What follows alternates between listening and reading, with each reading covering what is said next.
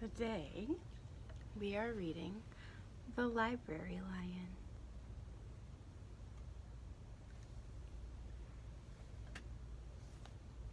Written by Michelle Knudsen.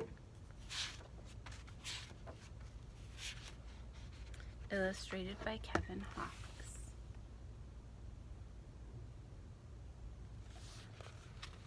This book takes place in a library, just like we have here. Library Lion.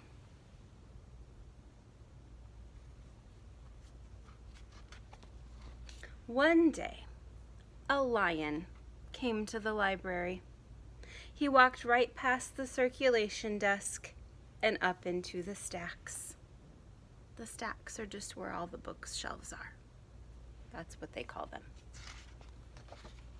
Mr. McBee ran down the hall to the head librarian's office. "Miss Merriweather," he called. "No running," said Miss Merriweather without looking up. "But there's a lion," said Mr. McBee, "in the library."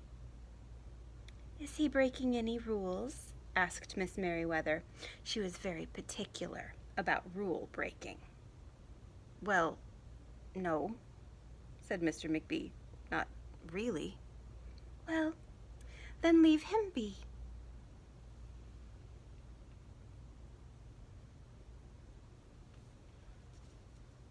She doesn't seem very worried about a lion, does she? The lion wandered all around the library.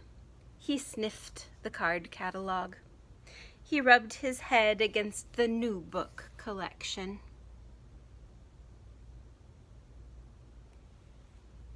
Then he padded over to the story corner and went to sleep. No one was sure what to do. There weren't any rules about lions in the library.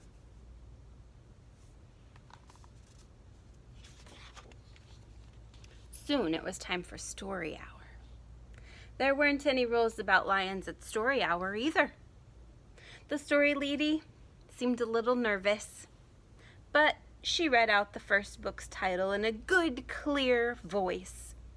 The lion looked up. The story lady kept reading. The lion stayed for the next story, and the story after that.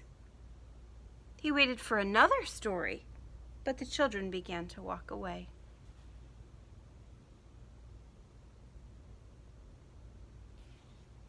"Story hour is over," a little girl told him. "It's time to go." The lion looked at the children. He looked at the story lady. He looked at the closed books. Then he roared, very loud, "Roar!"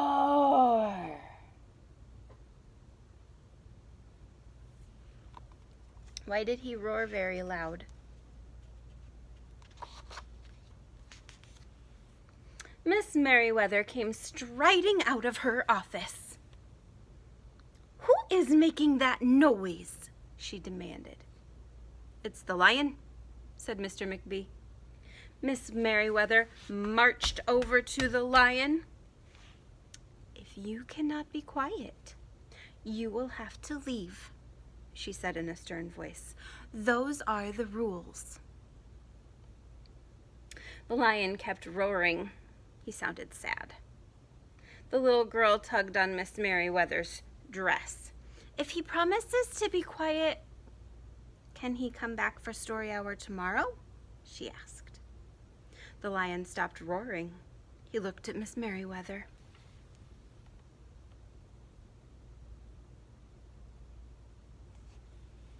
Miss Merriweather looked back. Then she said, "Yes.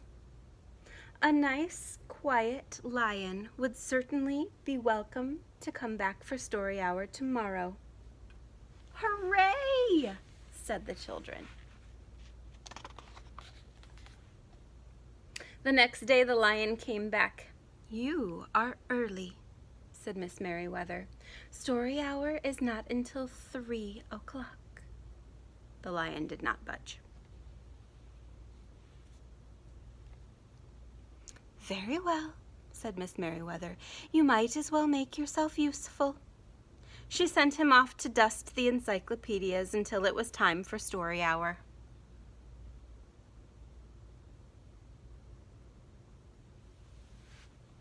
The next day the lion came early again. This time Miss Merriweather asked him to lick all the envelopes for the overdue notices.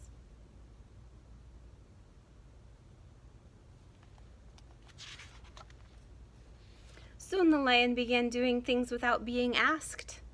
He dusted the encyclopedias. He licked the envelopes. He let small children stand on his back to reach books on the highest shelves. Then he curled up in the story corner to wait for story hour to begin.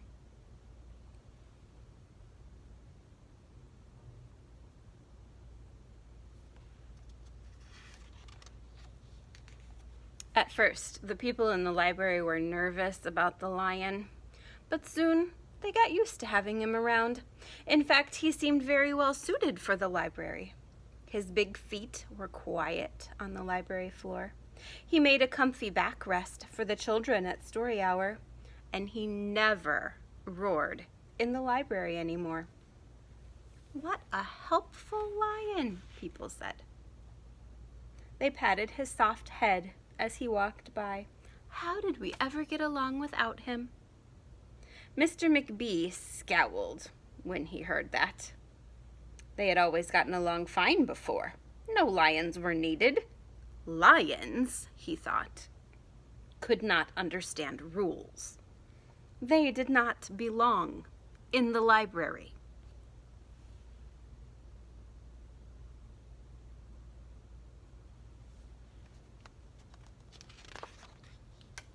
One day, after he had dusted all the encyclopedias and licked all the envelopes and helped all the small children, the lion padded down the hall to Miss Merriweather's office to see what else there was to do.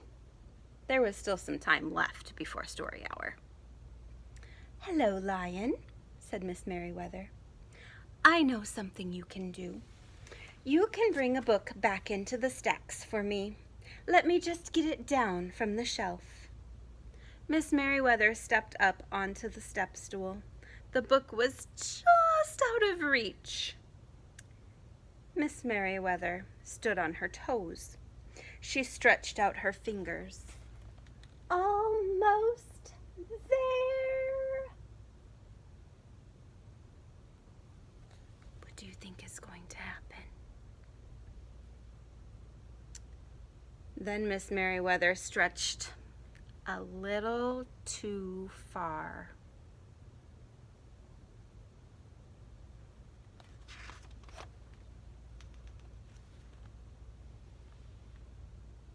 "Ouch," said Miss Merriweather softly.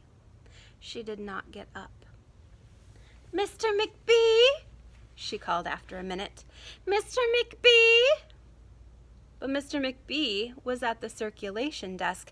He could not hear her calling. "Lion," said Miss Merriweather, "please go and get Mr. McBee." The lion ran down the hall. "No running," Miss Merriweather called after him. He's going to get Mr. McBee, and he's in a hurry because she got hurt. But still, she says, "No running." Oh my. He put his big front paws up on the circulation desk and looked at Mr. McBee. "Go away, Lion," said Mr. McBee. "I'm busy." The lion whined. He pointed his nose down the hall toward Miss Merriweather's office. Mr. McBee ignored him. Finally, the lion did the only thing he could think of to do.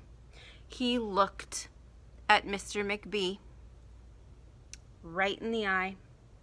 Then he opened his mouth very wide, and he roared the loudest roar he had ever roared in his life.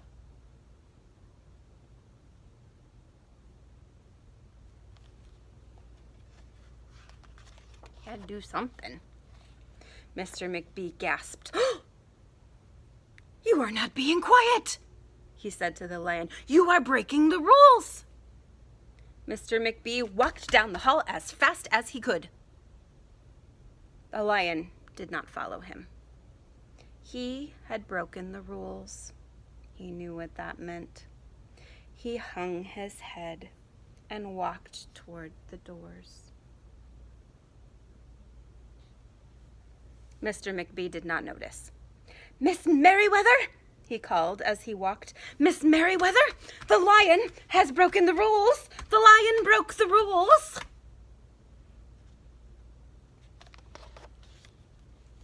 He burst into Miss Merriweather's office. She was not in her chair. "Miss Merriweather?" he asked. "Sometimes," said Miss Merriweather, from the floor behind her desk, "there is a good reason to break the rules, even in the library. Now, please go call a doctor. I think I've broken my arm." Mr. McBee ran to call a doctor.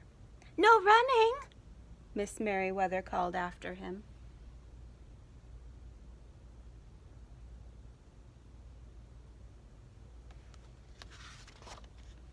The next day, things were back to normal. Almost. Miss Merriweather's left arm was in a cast. The doctor had told her not to work too hard. "I will have my lion to help me," Miss Merriweather thought. But the lion did not come to the library that morning. At 3 o'clock, Miss Merriweather walked over to the story corner. The story lady was just beginning a story for the children. The lion was not there.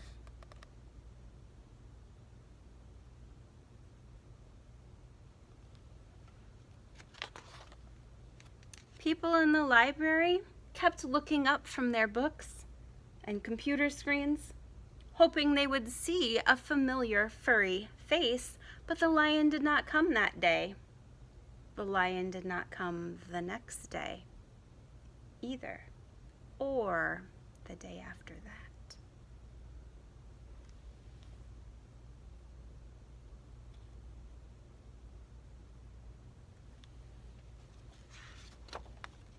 One evening, Mr. McBee stopped by Miss Merriweather's office on his way out. "Can I do anything for you before I go, Miss Merriweather?" he asked her. "No, thank you," said Miss Merriweather. She was looking out the window. Her voice was very quiet, even for the library.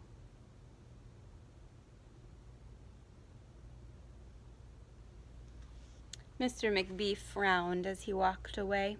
He thought there probably was something he could do for Miss Merriweather after all. What's he gonna do? Because she's feeling sad right now, isn't she? Mr. McBee left the library, but he did not go home.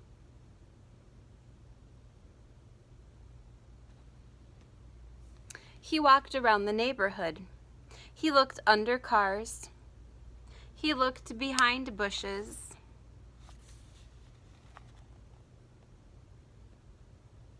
He looked in backyards and trash cans and tree houses. What's he looking for?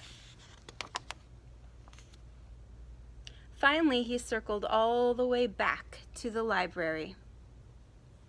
The lion was sitting outside, looking in through the glass doors. "Hello, lion," said Mr. McBee. The lion did not turn around. "I thought you might like to know," said Mr. McBee, "that there's a new rule at the library. No roaring allowed, unless you have a very good reason. Say, if you're trying to help a friend who's been hurt, for example." The lion's ears twitched. He turned around, but Mr. McBee was already walking away.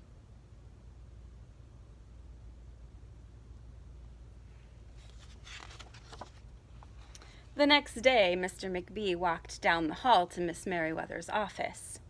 "What is it, Mr. McBee?" asked Miss Merriweather in her new, sad, quiet voice. "I thought you might like to know," said Mr. McBee, "that there's a lion in the library." Miss Merriweather jumped up from her chair and ran down the hall. Mr. McBee smiled. "No running," he called. Miss Merriweather didn't listen.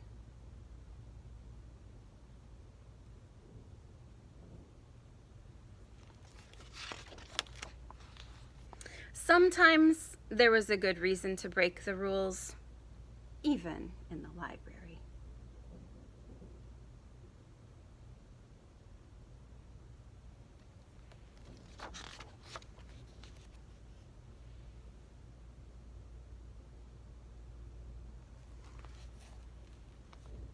The end. I hope you enjoyed The Library Lion. And I hope you remember when you go to the library, no running.